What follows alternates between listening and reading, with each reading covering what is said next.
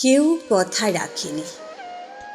৩৩ বছর কাটল, কেউ কথা রাখেনি। ছেলেবেলায় এক বষ্টমী তার আগমনী গান হঠাৎ থামিয়ে বলেছিল, শুক্লা দ্বাদশীর দিন অন্তরাটুকু শুনিয়ে যাবে। তারপর কত চন্দ্রভোগ অমাবস্যা চলে গেল, কিন্তু সেই বষ্টমী আর এলো না। ২৫ বছর প্রতীক্ষায় আছি। মামাবাড়ির মাঝি নাদের আলী বলেছিল, বড় হও দাদা ঠাকুর, তোমাকে আমি ৩ প্রহরের বিল দেখাতে নিয়ে যাব। সেখানে পদ্মফুলের মাথায় সাপ আর ভ্রমর খেলা করে। নাদের আলী, আমি আর কত বড় হব? আমার মাথা এ ঘরের ছাদ ফুঁড়ে আকাশ স্পর্শ করলে তারপর তুমি আমায় ৩ প্রহরের বিল দেখাবে? একটাও রয়্যাল গুলি কিনতে পারেনি কখনো।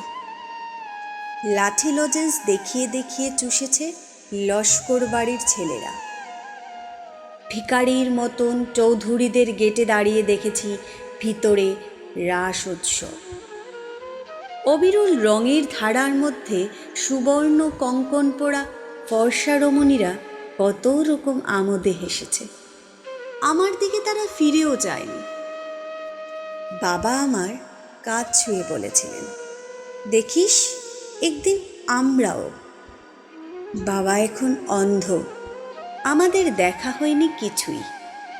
সেই রয়্যালগুলি, সেই লাঠি লজেন্স, সেই রাস উৎসব আমায় কেউ ফিরিয়ে দেবে না। বুকের মধ্যে সুগন্ধি রুমাল রেখে বরুণা বলেছিল, যেদিন আমায় সত্যিকারের ভালোবাসবে সেদিন আমার বুকেও এরকম আতরের গন্ধ হবে। ভালোবাসার জন্য আমি হাতের মুঠে প্রাণ নিয়েছি। দুরন্ত ষাঁড়ের চোখে বেঁধেছি লাল কাপড়।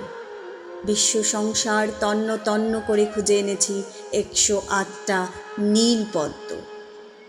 তবু কোথায় রাখিনি বরুণা। এখন তার বুকে শুধুই মাংসের গন্ধ। এখনো সে যে কোনো নারী। কেউ কথা রাখেনি। ৩৩ বছর কাটল, কেউ কথা রাখেনি।